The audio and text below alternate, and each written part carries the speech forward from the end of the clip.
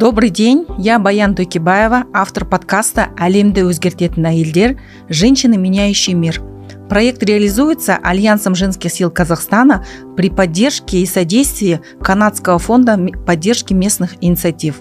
Сегодня у нас в гостях директор кризисного центра Анна Рыль. Анна Игоревна, большое спасибо, что вы сегодня пришли на наш подкаст. Расскажите, пожалуйста, сколько лет вы этим занимаетесь, почему вы этим занимаетесь, какое у вас образование, более подробно о себе. Спасибо большое, мне очень приятно участвовать в подкасте. Я работаю в НПО с 2005 года, именно женщинами, приютом занимаюсь с 2009 года. Все знают, я много лет изначально занималась помощью кризисным центрам, людям в сложной жизненной ситуации. Когда начинали, я помогала, у меня мама много лет занималась работой с детьми, которые находятся в трудной жизненной ситуации. И по мере возможности я и росла в этом, и помогала. И когда в 2005 году, когда она открыла свой НПО, я всячески поддерживала, помогала, но не вовлекалась в это настолько сильно. Переломный момент, наверное, был в 2008 году, когда мы поняли, тогда в Астане еще не было кризисных центров, что пришла женщина, ее некуда размещать. И я тогда просто предложила, у нас был свой дом частный, но стоял пустой. Я говорю, давай временно поселим так. Так и родился кризисный центр. Со временем туда еще одна семья, еще одна. Мы поняли, что это должно быть структурировано. И в 2009 году открылся кризисный центр. И вначале он был без финансирования. Потом в 2010 году мы выиграли свой первый государственный социальный заказ.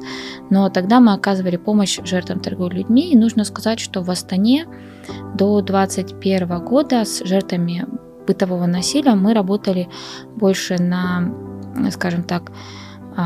больше на самостоятельной основе. И почему? Потому что в 2011 году был открыт государственный кризисный центр УМЭД. Это прекрасный центр на 60 мест, он находится в Сарыаркинском районе. И мы надеялись, что этот центр будет закрывать потребности, но как оказалось, что, к сожалению, женщин обращается больше, помощи нужно больше. И с 2021 года мы начали получать поддержку от нашего центра занятости. Это помогло нам развиться, и сейчас у нас еще 2 отделения в районе Нура и в районе Алматы. И собственно говоря, наше отделение в Висильском районе, с которого мы начинали. Хорошо. Сейчас очень много стало случаев. Каждый день открываешь соцсети, и мы видим, там бывший министр убил свою жену, там кто-то изнасилован. И каждый день много таких очень резонансных случаев, когда случается насилие. Как вы думаете, статистика растет, и почему так много стало больше случаев насилия именно у нас в стране, в нашем городе? Вы знаете, я иногда об этом задумываюсь. На самом же деле, будем честными, государство прилагает много усилий, а общество стало более чувствительное, сенситивное к случаям насилия. Да? Я думаю, что, наверное, связано с тем, что стало больше обращений, но в то же время мы видим случаи, когда это очень жестокое обращение, возможно, и мне бы так не хотелось, но мы же еще работаем отчасти с детьми, которые стали жертвами сексуального насилия. Да, есть рост, может быть, выросло поколение людей, детей 90-х, которые, видели насилие в своих семьях и воспринимают насилие как часть нормы своей жизни, часть своей жизни. Объяснить эту ситуацию я не могу, но я вижу, что сейчас полиция очень много мер. Мне очень нравится этот момент с заявительным характером, с тем, что полиция внесла изменения по принятию заявления. Не когда жертва сама должна написать заявление, а это называется заявительный характер, когда если есть факт бытового насилия, то полиция выезжает и регистрирует административное правонарушение, независимо от того, соглашается пострадавшая писать заявление или нет. На самом деле это такой огромный шаг.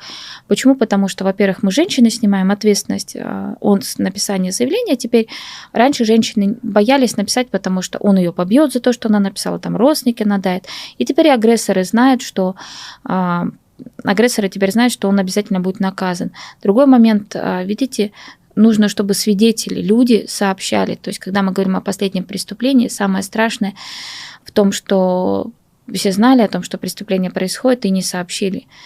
Вот такой момент, наверное, И когда меня спрашивают, почему, собственно говоря, у нас есть рост, потому что, наверное, общество недостаточно на это реагирует негативно и не реагирует в некоторых случаях вообще. Это получается безразличие и равнодушие, да? Получается, тут же на улице кого-то бьют, а мимо проходят люди и не сообщают, не вмешиваются, ничего не делают. Страх. Нет, это не безразличие. Это страх? Это страх. Страх? Да, то есть страх вмешаться, страх быть виноватым, если вмешаешься.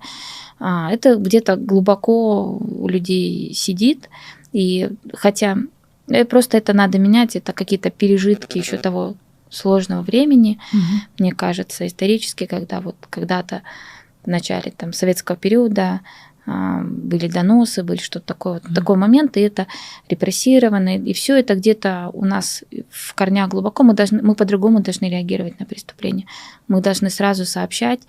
И люди боятся, у нас люди боятся, там, скажем, будем честными, боятся кого-то более обеспеченного или боятся, там, иногда не обращаются в полицию, потому что страх перед полицией. Поэтому нужно, чтобы мы работали, убирали вот это все. Нужна нормальная профилактика. Такая профилактика, когда полицейский имеет свое лицо, то есть занятия с полицейским, чтобы участкового воспринимали как друга, как человека, который реально может помочь. Когда информация о кризисных центрах должна быть везде, когда насильник или агрессор должен быть не рукопожатый, вот как сейчас мужчины выступили и сказали, то есть реально, что если у него в биографии есть факт бытового насилия, никто не должен оправдывать. Знаете, я еще о чем подумала недавно. Мы стигматизируем очень жертв насилия, да. Во-первых, мы не говорим пострадавших от насилия, мы говорим жертва сразу, да. У нас кризисные центры для них в то же время там, скажем так, если говорить про кризисные центры, то не всегда там есть достаточное финансирование в регионах, к ним не относятся вот так вот трепетно, и там нету какой-то спонсорской помощи, никто не рассматривает судьбу этих женщин. То есть я думаю, что, наверное, нам нужно пересмотреть отношение к женщинам пострадавшим и изменить свое отношение к мужчинам, потому что он не герой, его нельзя поддерживать. А вот почему женщины боятся писать заявления? Или если даже вот случай произошел, потом они же забирают эти свои заявления. Сами же жертвы бытового насилия, женщины, забирают заявления, говорят, ой, потом будет еще хуже, еще что-то. Какие основные причины, почему женщины боятся или вот забирают свои заявления? Вы абсолютно правы, так действительно происходит. Причин несколько. Первое, по какой причине? Женщина боится, да, потому что мужчина, у нас есть такие прям агрессоры и более ярые, он действительно ей отомстит, и потом будет измываться, припоминать и как-то ее бить. И далеко не все женщины готовы расходиться. Женщины боятся потерять статус, семью, у нее иной раз просто негде жить. Потом, какой бы он ни был, периодически он ей приносит какую-то там зарплату, деньги, а у нее дети, и она уже как-то приспособилась жить вот в этой стрессовой ситуации. Это один момент. Вот. Второй момент. Женщины часто не хотят писать, потому что боятся, что это плохо повлияет на работу мужчины, особенно если мужчина работает где-нибудь в таком месте, где его могут уволить, если на него будет заведено административное дело. И третий момент, когда женщина, она любит этого мужчину, она надеется, что примирится с ним и думает о том, что сейчас я не потерплю, не промолчу, и завтра он точно от меня уйдет, и это связано с ее состоянием.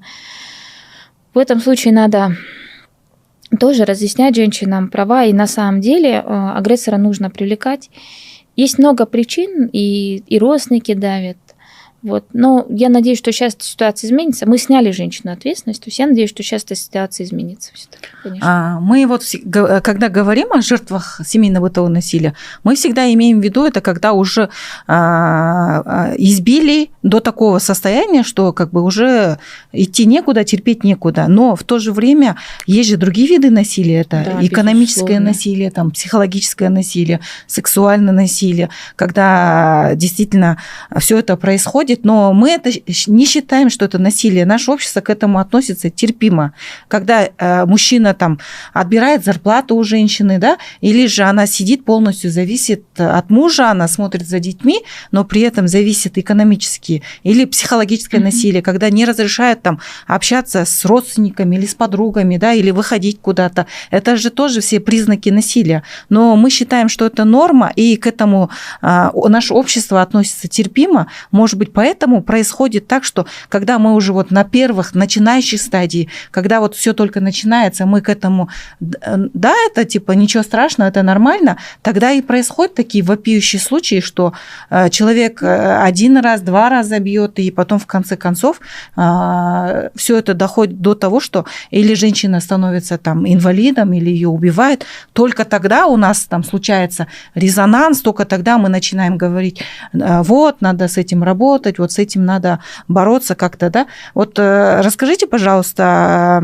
портрет, кто к вам попадает в ваш кризисный центр, статистику и какие были последние случаи?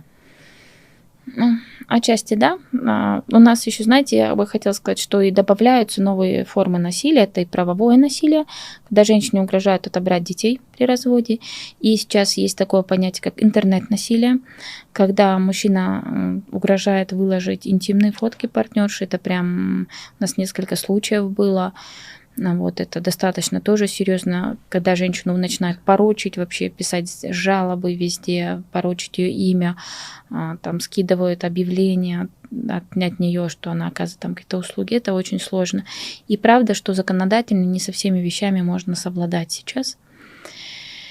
Если меня спросят, какая сейчас... Вы бы сказали, какая женщина, я бы сказала, разная. То есть женщина, которая пострадает от домашнего насилия, знаете, можно поставить вот так вот женщину, и женщина будет меняться. Маленькие, взрослые, старшего возраста, разных национальностей, разного заработка, уровня. Это у нас вот, если на то пошло, есть девочка, которая в 17 лет родила, и сейчас 18, она в кризисном центре, да, один ребенок, есть мама 8 детей, есть мама 6 детей, есть 2 мамы 5 детей. То есть во всех случаях они говорят алкоголь, проблема, алкоголь, терпела. Вот есть прекрасная мама, которая работает юристом в хорошей организации, очень грамотная, внешне все. Муж много лет употребляет легкие наркотические вещества, как мы называем, и постоянно на этой почве он агрессивный. Лудомания сейчас возникает проблема. Нельзя, и, знаете, мы оказываем помощь, еще у нас есть офис, социальная служба, туда приходят женщины, более, скажем так, состоятельные, которым не нужен приют, у них есть там своя квартира или квартира родителей, ну, есть где жить, в общем. Работа. Им нужна поддержка, в первую очередь, хороший психолог и юрист, который бы помог какие-то моменты урегулировать. И, как правило, это более обеспеченные женщины, очень разные. Это и хозяйка бутика, и совладелица ресторана, то есть абсолютно там никаких моментов нет. И притом в этом ресторане они много лет вдвоем с мужем его делали, и тоже вот разводятся из-за того, что агрессия со стороны мужа, измены. Вот. И есть женщины, которые попадают в приют. Кто попадает в приют? Как правило, это женщины, которые по 2 направлениям. Это первое, когда он ее преследует. То есть он приходит, даже если есть свое жилье, он туда приходит, скандалит, врывается, вламывает двери. Если она идет к родственникам, идет к родственникам, к матери, они не могут задержать этого агрессора. Тогда женщина уходит в кризисный центр на период разбирательств. И второе – это социально уязвимая категория, когда женщина, была квартира арендная чаще всего, и когда мужчина-агрессор уходит, женщина остается одна со своими проблемами. И нужно сказать, что у нас есть 3 семьи, где есть дети с инвалидностью. Это очень уязвимая категория. Сейчас, у меня сейчас 3 семьи, где дети инвалидности, еще дополнительно 4 семьи, где многодетные мамы, вот, либо очень молодые мамы, которые, людей, у которых нет своего жилья, как правило. Вот, есть также семьи, где женщину мы были вынуждены из одного города увезти в другой, потому что мужчина, он бесконечно не давал ходить на работу. Он узнал, где находится кризисный центр, караулил около кризисного центра, он угрожал сотрудникам, угрожал мне. То есть мы вынуждены были в другой город даже перевести. Но здесь мы говорим уже о преследовании. Да, о преследовании. Получается, мужчины преследуют, хотя есть предписание, ничего с этими мужчинами не можем сделать, да? Знаете, Защитные предписания не работают, получается. Отчасти работают, сейчас лучше работают, и мы видим иногда картину, когда вот защитное предписание месяц, этот месяц его не слышно, не видно. В день, когда заканчивается защитное предписание, он уже тут появляется и начинает написывать. Потом бывает так, что он начинает ее изводить, он знает, что если он ее нецензурно в отношении выразится, он получит, допустим, какое-то наказание. Он начинает окольными путями писать других номеров или писать без унизительные вещи, какие-то угрозы, но, скажем так, непрямые угрозы или вот без употребления каких-то нецензурных фраз. Потом у нас вот мужчина, где мы перевезли, он получил защитное предписание, тут же его нарушил, получил арест, но его это не остановило. То есть, да, есть такая категория, такая девиация уже, когда у него он не может простить, что от него ушли или женщина. Это же не о любви. Насилие – это о власти. Вообще изначально насилие – это власть. Это власть над женщиной, это ее подчинение, и женщина боится. И насильник, он агрессор. Да, когда говорят, что бывает, что в жизни насильник сам испытал в детстве какое-то унижение, и потом он это выплескивает на семью. Но ведь есть и те люди, которые властные по жизни, с которыми боятся связываться, которых боятся соседи, которых боятся на работе, никто ему лишнего слова не скажет. И дома он, да, полноценный тиран и деспот. Анна Игоревна, вы же психолог, у вас, да, образование психолога. Вот как распознать еще на ранней стадии агрессора? Вообще на эту тему есть какие-то публикации, и когда меня спрашивают, можете ли вы дать совет такой, как распознать, вы знаете, иной раз к нам приходят семьи, когда ничего не предвещало, и мужчина стал такой вследствие того, что там через 5 лет семейной жизни он стал употреблять алкоголь, или там люди прожили 7 лет, то вдруг он попробовал где-то наркотическое вещество легкое, и его это втянуло, да, или когда они начинали, у него был легкий характер, он был чуть-чуть ворчлив, а через 10 лет совместной жизни мы получаем агрессивного мужчину, который работал на такой работе, которая на него негативно повлияла. Вот, как правило, это так, нельзя никому, то есть, предугадать, но есть вещи, на которые вы четко должны понимать. Есть вещи, которые четко женщина или любой человек, который вступает в отношения, должен понимать. Первое – это зависимость. Если у человека есть зависимость любая, алкогольная, игровая, наркотическая, это так и будет. Вы должны четко понимать, что только специалисты и только желание этого человека проходить коррекцию может его изменить. Никакая любовь не изменит. Нет, она может дать поддержку, но это не решение проблемы. Это первое. Второй момент, конечно, если он изначально вас контролирует, он агрессивный, не сдержанный, то понятно, что с возрастом эти качества характера будут усиливаться. Вот. И, конечно, третий момент, если человек агрессивный в отношении детей, более слабых, то с вами он может быть нежным, обходительным, прекрасно за вами ухаживать, быть вообще причудесным, но при этом вы видите, что в отношении кого-то постороннего, более слабого он выражает свою агрессию, это такие звоночки. А вообще, я всегда говорю, если вы чувствуете, что что-то не так, значит, оно так и есть. Вот если вам не по себе, это так оно и есть. Это жадность, экономическое насилие, это, конечно, отдельный момент.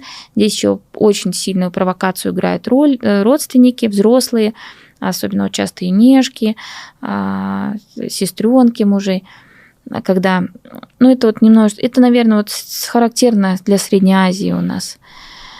Когда пособие, деньги все должны быть у старшей женщины, а младшая женщина, она должна какую-то повинность отрабатывать, как служба. Я все время говорю, это как служба в армии. Пришел новичок, и здесь дедовщина, а здесь уже дедушка сидит, и она говорит, так, меня били, и тебя пусть бьют, я там полы так мыл 15 раз в день, и ты мой. Вместо того, чтобы сочувствовать и поддерживать, и как-то эту семью молодую регулировать, зачастую многие женщины, которые к нам приходят, наверное, 40%, они говорят о том, что семью бы удалось сохранить, если бы не вмешательство родственников. Угу. Это их, скажем так, попустительство и мужчину они поддерживают, что типа ты прав, ты молодец, а ты виновата во всем сама. Но мы здесь вот, когда говорим о семейном бытовом насилии, мы должны вообще семью комплексно рассматривать. Да. Не только мы всегда кризисные центры для женщин, то у нас есть государственные, у нас есть частные, да, там в Астане, ладно, здесь более-менее с этим вопрос решен, а в регионах, в селах это вообще там нету кризисных центров, и там вообще еще большая проблема. Я бы хотела обратить внимание на вопрос. У нас работа ведется с женщинами, а с мужчинами и с детьми, да, вообще работа как-то ведется ли? И что нужно делать? Потому что страдают же не только женщины, страдают дети, и у них же психологические травмы, есть и даже физические травмы. И точно так же, как обстоят дела с мужчинами, ведется ли с ними какая-то работа с этими агрессорами? Потому что если женщина после того, как она реабилитацию прошла, опять возвращается к мужу, а он же ничего не изменился, он такой же, какой он был, еще более обозленный, да? Да. Вот эта работа как ведется? Удивительно, что много лет именно в сфере с работой с мужчинами, с агрессорами у нас внимания не уделялось. Вообще, да? Да. Угу. Хотя на самом деле это же две половинки яблока, и нельзя как бы работать с одной стороной и не уделять внимания вот другой, да, в этом отчасти тоже есть стигматизация женщин, потому что когда мы работаем с женщинами, мы говорим, это с женщинами что-то не так, давайте ее починим, поправим, а с мужчинами все нормально. Вот. Ну, я вообще рада, что такая работа у нас начала сейчас проводиться, и это происходит отчасти благодаря канадскому проекту Одара. Это очень интересный проект. Вообще нужно сказать, что опыт Канады, он крайне интересен, крайне. У них, во-первых, свое министерство по делам женщин. У них более 400 кризисных центров по стране, и у них такая очень развитая сеть. Их опыт очень интересен. Вот, и проект Одара, он изначально был внедрен для работы полиции. Это оценка вообще опасности ситуации, оценка для агрессора, когда ситуация делится на 3 уровня опасности: красный, зеленый, желтый, и, соответственно, агрессор тоже попадает в определенную категорию. Если это красный уровень, то это означает, что агрессора нужно немедленно доставить в отделение для того, чтобы женщина не подверглась повторной виктимизации, то есть повторной опасности. Сейчас я знаю, что это, к сожалению, только пока на пилотном уровне, без финансирования, больше по инициативе некоторых неправительственных организаций, но я слышала, что вроде у Центра гражданских инициатив есть небольшой проект, но он реализуется в Степногорске. По Астане, к сожалению, это своими силами несколько неправительственных организаций. Они работают с агрессорами. Это очень интересная работа. Это проводятся встречи с мужчинами, которые попали в одном районе в сферу видимости полиции, когда мужчина приглашается. Он пока только добровольно приглашается пойти к психологу пройти. Хотя, например, во многих странах рядом с нами, в той же Киргизии, есть статья 572 в законе о бытовом насилии, которая предусматривает прохождение психологической коррекции для мужчин в обязательном порядке. И мужчина приглашается, психолог его с ним разговаривает, ведет индивидуальную беседу, и потом проходят групповые занятия. Для чего это нужно? Во-первых, мужчины также подвержены стрессу, он может не контролировать свое эмоциональное состояние, быть вспыльчив, и психолог может ему просто помочь сдерживать себя, более правильно воспринимать ситуацию. Ну и кроме того, нужно, мне кажется, еще какие-то образовательные контенты для мужчин. Ну, у нас сейчас эта работа начала вестись, но она, мне кажется, недостаточно. То есть должны быть специализированные проекты, специализированные центры. Агрессоры могут быть как мужчина, так и женщина. Зависимых людей тоже много. Далеко не каждый люди с зависимостями готовы идти в государственный центр по оказанию помощи там, в наркологии или в центр психического здоровья. Вот такие центры, они бы были очень полезны, учитывая, что еще у нас есть рост лудомании. И в таких центрах, я считаю, что должен работать специалист по зависимостям, психолог. Потом есть социально неблагополучные семьи. В этом центре мужчину могут, например, направить на трудоустройство, помочь с пропиской, помочь с документами. То есть как-то еще и социально поддержать. Это может быть очень полезная работа. И это поможет и сохранить семью. Вообще, в Канаде там таким образом работа проходит. Там мужчина сначала в центре для агрессоров проходит там работу, а потом он идет в другой центр, где может встречаться уже со своей семьей, и там специалисты другого центра уже как-то выстраивать их взаимоотношения. Потому что даже если бывает так, что семья распадется, это не означает, что жизнь на этом закончилась, есть общие дети, все равно надо выстраивать дальнейшее какое-то общение. Бывает так, что семьи примиряются, бывает так, что нужно выстроить порядок уплаты алиментов, общения с детьми, чтобы в первую очередь на детях это не отражалось. И нужно сказать, что дети, свидетели насилия, всегда имеют какие-то психологические травмы, последствия, и детям также нужна помощь, в любом случае, поддержка.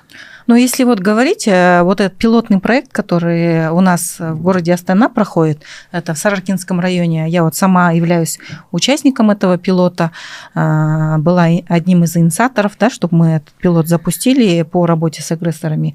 К сожалению, таких вот видимых результатов нету. Почему? Потому что мужчины не хотят работать с психологами. Как вы думаете, какая причина и что нужно делать?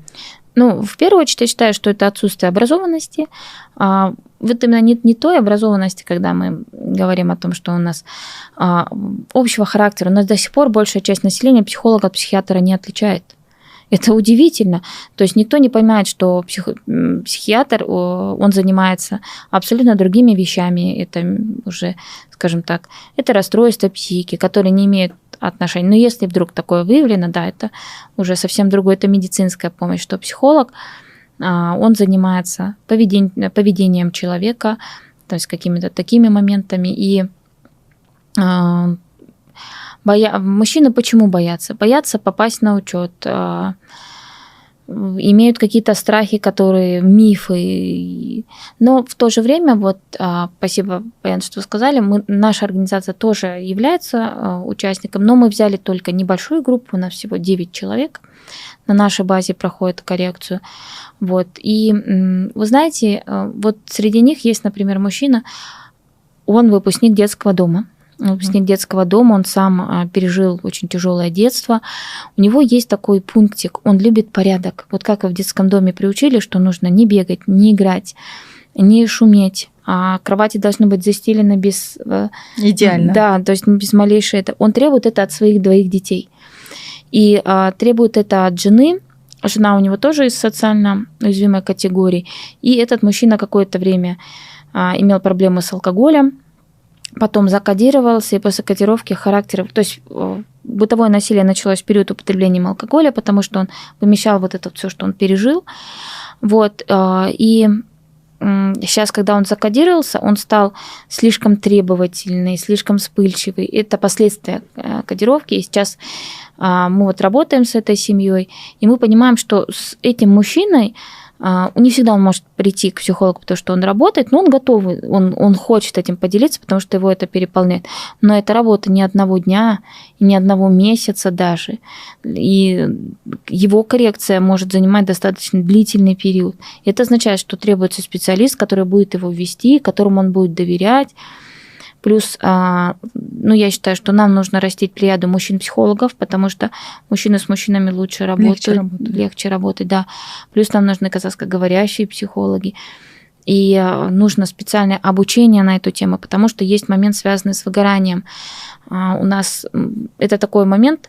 Недавно пришел мужчина, мы вели до этого женщину, он долгое время лудоманил, игромания у него. В какой-то момент она сказала: все, мы с тобой расстаемся, ты уходишь из дома. И он они много лет жили вместе в квартире. И они расстались, и она купила квартиру. И он не смог этого пережить. Его это так эмоционально потрясло. А выгнала она его за то, что он проиграл деньги. Он привез какую-то партию товара, получил деньги. Они занимаются тем, что привозят из Китая товар. И проиграл. И он говорил: это же мой товар, вот захотел и проиграл. И он был так возмущен, что она купила квартиру после расставания с ним, что вот он говорит сейчас: иди отобрать половину квартиры, считая, что в период вместе, когда они жили, что вот это он заработал. И трезвой оценки ситуации там нету. Там нету, что вот тогда он проиграл, тогда-то такие моменты были. И я хочу сказать, что есть определенная категория мужчин, когда уже поведение их не изменилось, то есть черта пройдена, вследствие зависимости уже произошла глубокая девиация, и здесь коррекция возможна только командой специалистов, и то не всегда возможно. Его поведение не всегда может измениться. И здесь должны быть специалисты по зависимостям. И ему же нужен психотерапевт, да, потому что у него уже есть некоторые моменты, связанные с нарушением. Ну, мне кажется, у нас еще в обществе такие стереотипы. Да. Что если ты идешь к психологу, это же не психиатр, да, что ты уже там, белой, да, что ты там на учет станешь, что ты там все уже к тебе другое отношение. Поэтому мы, когда вот зарубежные фильмы смотрим, там во время бракосочетания там не женщина, а мужчина плачет, там жених, да, и он может выразить свои эмоции, там они ходят к психологу. У нас, к сожалению, мне кажется, такие стереотипы, что ходить к психологу или плакать мужчинам, все это как будто бы не позволено, что это как бы не мужское. Вы знаете, я бы еще сказала, что у нас мужчины не умеют сдерживать агрессию. Вот когда вы вспомните какой-нибудь американский фильм, где мужчина там работает психологом, там видно, что вначале, когда он приходит к психологу, он начинает швырять, кричать, а потом через некоторое время, ну вот есть такие фильмы, когда он уже хорошо разговаривает с психологом, осмысливает какие-то вещи, вот семейные фильмы есть. Вы знаете, что вот когда мы работаем с агрессорами, отчасти это есть, и что я считаю, что для центров с агрессорами должны быть определенные стандарты, связанные с безопасностью. Почему? Потому что мужчина, агрессор, он достаточно сложный. У нас был момент, когда человек пришел непонятно в каком состоянии. Был момент, когда мужчина с женщиной, он не проходит у нас по программе, просто мужчина и женщина встретились на семейной терапии, и когда пошел вопрос о разделе имущества, он так агрессивно среагировал, что он просто попытался ударить женщину, и там пришлось женщину выводить через другой выход. Вот. Агрессивные моменты есть. У нас мужчины плакать не умеют, да, но в то же время и сдерживаться не умеют. То есть чуть что они кричат, матерятся. Его должны все слушать, его мнение, даже если он понимает, что он не прав, он упорно отстаивает свое мнение. То есть нам немножко нужно все-таки понимание того, что критичность мышления в обществе важна, что да, мифы, пережитки, априори мужчина главный, мужчина должен решать. То есть вот эти все моменты, конечно, они требуют работы. Вот если говорить о законодательстве, вот мы говорили, да, что в Киргизии там у них по закону обязательно, да, психологическая коррекция. Если говорить в Узбекистане, тоже уже криминализировали. Ваше отношение и мнение касательно криминализации закона о семейном бытовом насилии? Полезно будет? Конечно. Вы знаете, не так страшно наказание, как угроза наказания. Для агрессора однозначно должна быть боязнь наказания. Вот. Я понимаю, почему многие наши представители законотворческих, они против того, чтобы законотворческих систем, против того, чтобы принять этот закон, да? Они говорят о том, что, например, это будет означать, это же не будет означать, что нанесение легкого вреда здоровью криминализируется все полностью. То есть это мы не можем криминализировать только если это в части бытового насилия, допустим, если это на улице, и что это может повлечь за собой там недовольство в части того, что у людей будет судимость, они не смогут устроиться на работу. И статистика, да, увеличится, работа увеличится. Немножко, может быть. Знаете, статистика здесь тоже такой момент, когда переводят именно в уголовную сферу, многие женщины вообще отказываются сообщать, потому что боятся. И здесь статистика может уменьшиться.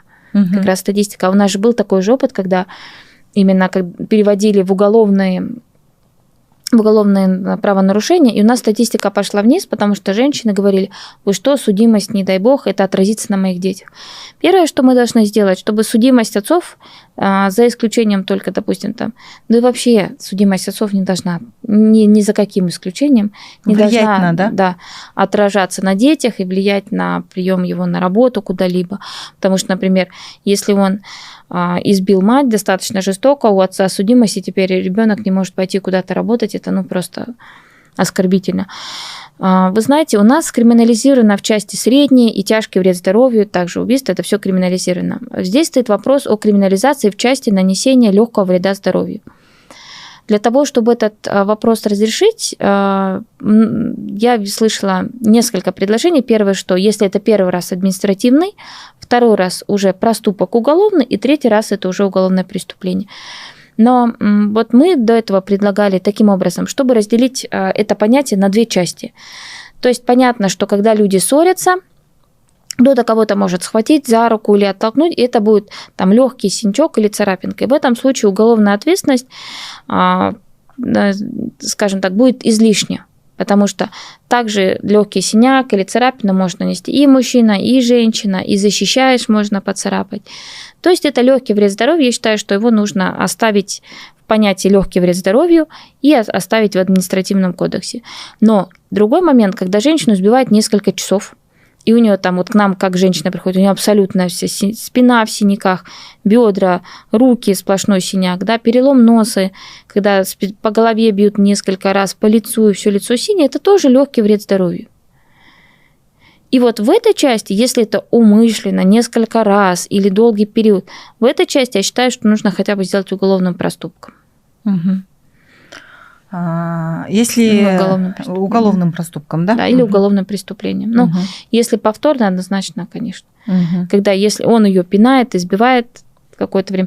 Если переломов нет, это будет, скажем, легкий вред здоровью. И мне очень не нравится, у нас в судах очень часто вносят предупреждение. Это когда-то там, года 2 назад, когда мы сопровождали одну женщину, мужчину ударил ей в нос, у нее перелом без смещения, и судья выносит предупреждение. Просто предупреждение, да? Да, и я думаю, ну замечательно, и для чего мы столько сил приложили, чтобы дойти до суда и получить предупреждение? Потому что предупреждение – это ну ни о чем.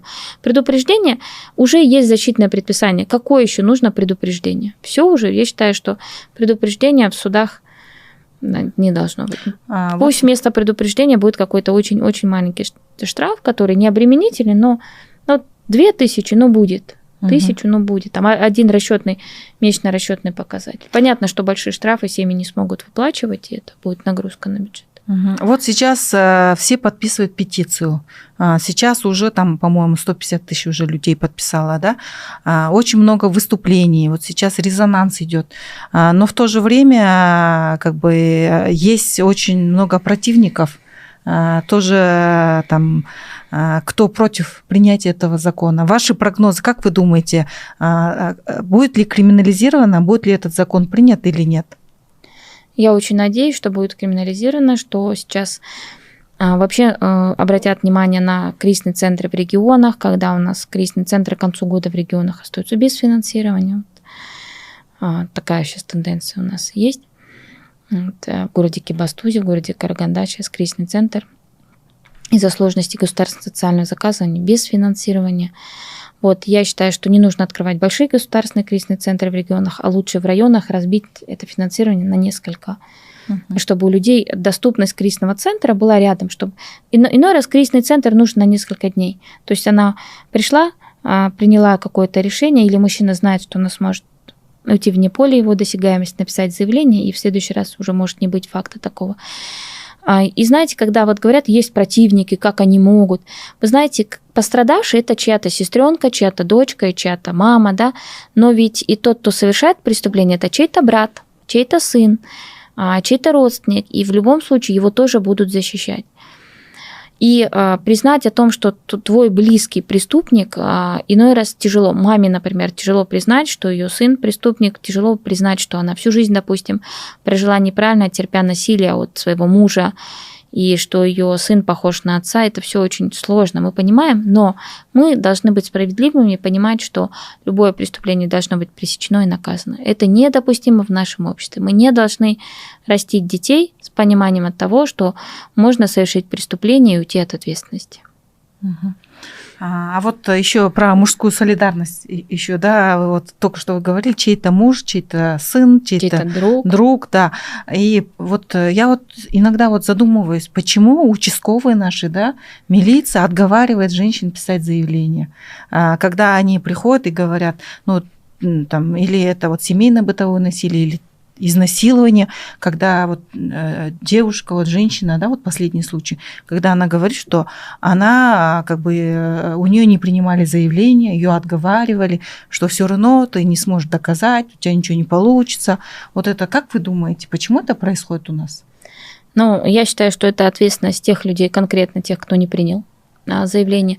Мы работаем с сотрудниками полиции, это человеческий фактор, есть абсолютно разные участковые, то есть мы работаем с ребятами, которые выезжают ночью, очень ответственно относятся. Ну, я думаю, что да, к сожалению, есть некая бравада в полиции, когда он там пошел, как мужик с мужиком поговорил с этим агрессором и считает, что он разрешил ситуацию. Плюс система палочная, когда у него должно быть вот только столько правонарушений, не больше и не меньше. Потом минус, если, например, заявление приняли, а потом отказались, опять-таки эта ответственность почему-то лежит на участковом, а это не его ответственность, это ответственность того, кто писал это заявление, даже вот что касается фактов насилия. И я думаю, что нужно просто продолжить работу с полицией. Очень хорошее было в свое время начинание, год назад, сервисная полиция. Сервисная модель, мне очень понравился этот момент, когда участковый пункт сделали такой, не как мы видели, знаете, вот когда...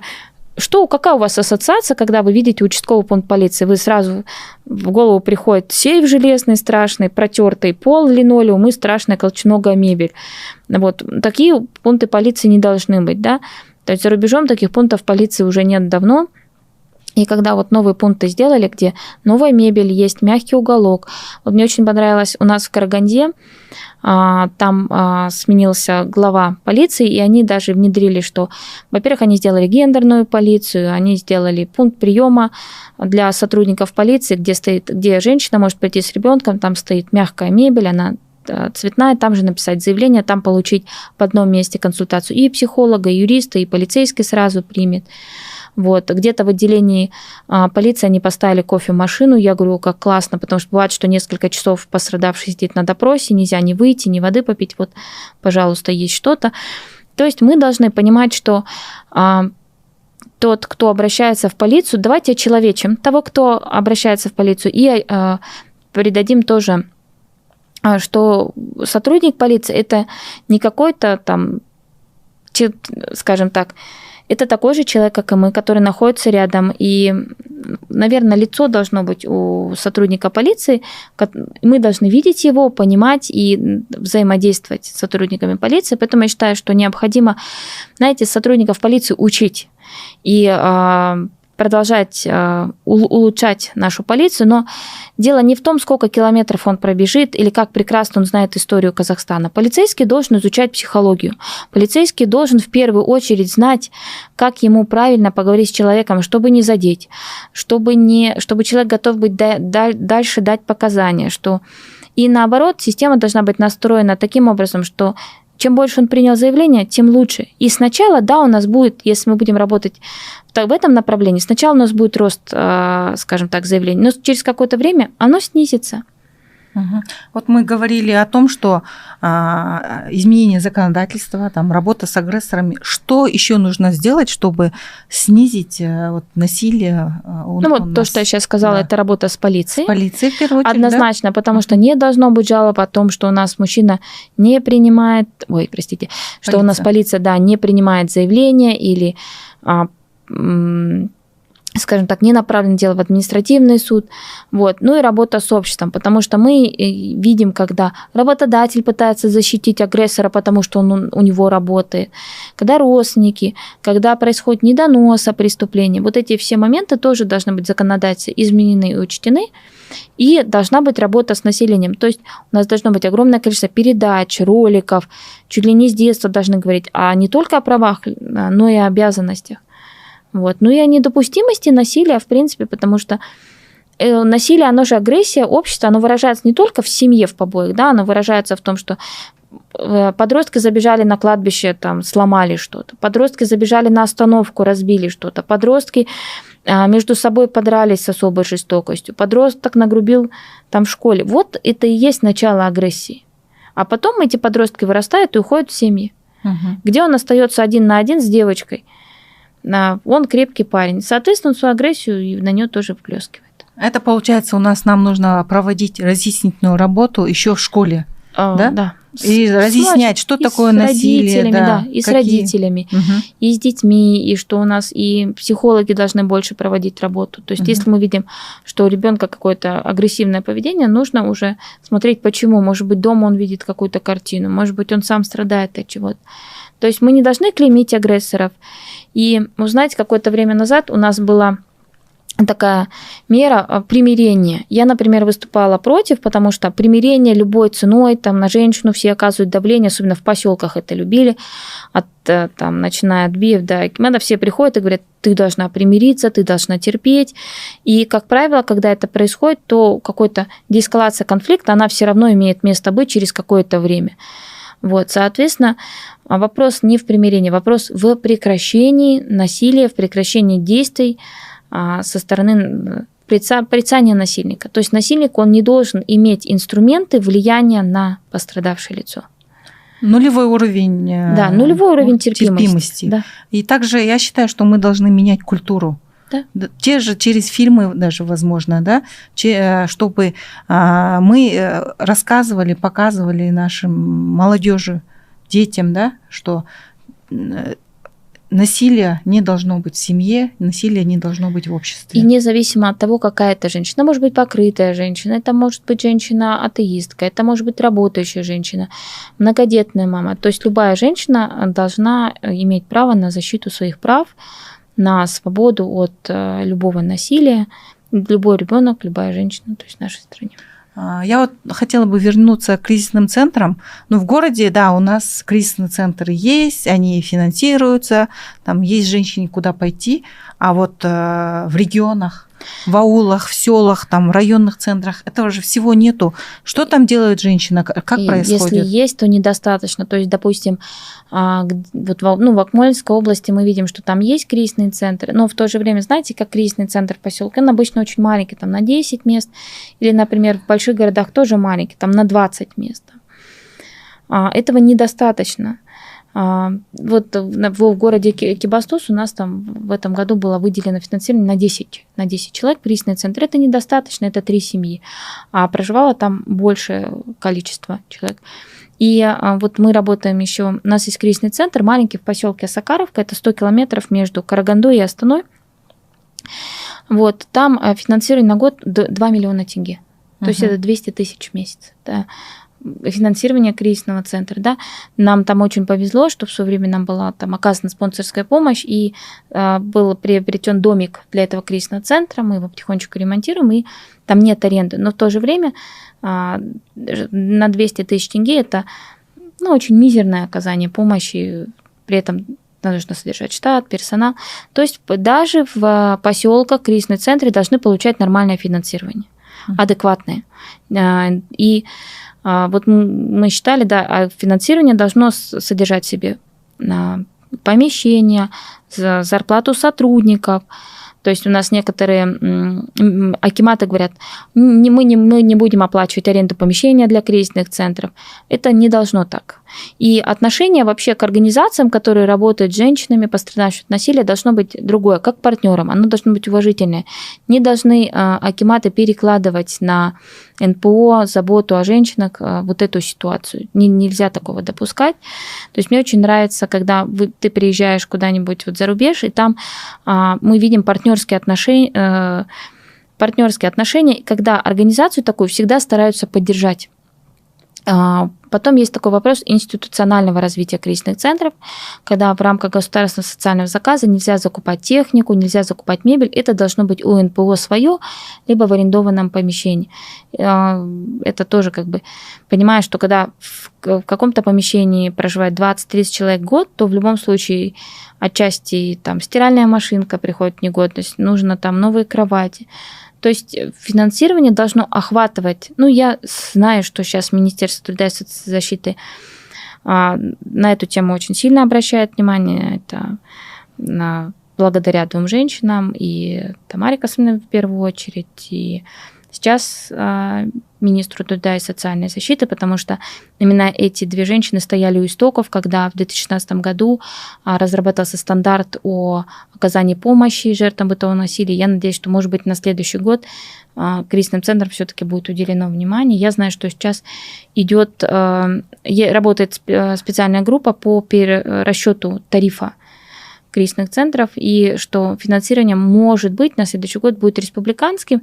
Я считаю, что это будет правильно, потому что необходимо контролировать работу центров, и они должны работать по единой сетке, то есть не должно быть в этом регионе хорошее финансирование, в этом регионе отсутствует, а в этом регионе вообще нет центра. Что же касается поселков, я считаю, что там необходимо делать пункты, центры помощи семьям. Да, может быть, поселок не может за счет своего бюджета содержать кризисный центр, а может, это и не надо, потому что женщины будут там не так чисты. Но должен быть фронт-офис, где сидит психолог, юрист, социальный работник, и есть интернет. И когда такую семью выявили, то у них должна быть возможность перенаправить какой-то, например, в областной центр, где есть кризисный центр, или хотя бы, когда женщина говорит, я не могу уехать, потому что у меня есть там хозяйство, там скотина, животные, за которыми я ухаживаю. Вот. Ну, хотя бы проконсультировать эту женщину, помочь ей там какие-то гражданские свои права защитить, может быть, проконтролировать дополнительную работу местного участкового. То такие организации, безусловно, должны быть. Они не требуют большого финансирования, там, содержания 3 человек. А вот мы обсуждали зарубежный опыт, что вот в Канаде есть Министерство по делам женщин и семьи, да? Как думаете, применим ли такой опыт у нас в Казахстане? Почему нет? Или открытие там каких-то департаментов в акиматах по делам женщин? Ну, мне кажется, почему бы и нет. Отчасти это же хорошее направление. Может быть, не надо делать новое министерство, потому что, вот.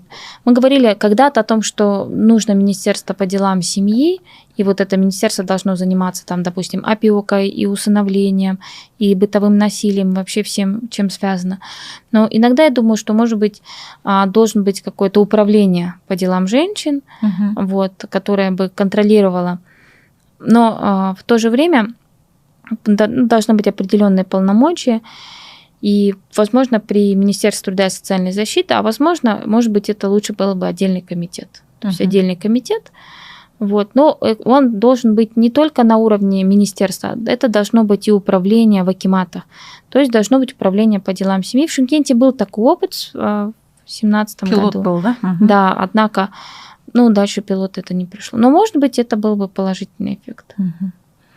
Хорошо. Я еще раз хочу напомнить, что наш проект «Әлемді өзгертетін әйелдер» реализуется Альянсом женских сил Казахстана при содействии Канадского фонда поддержки местных инициатив.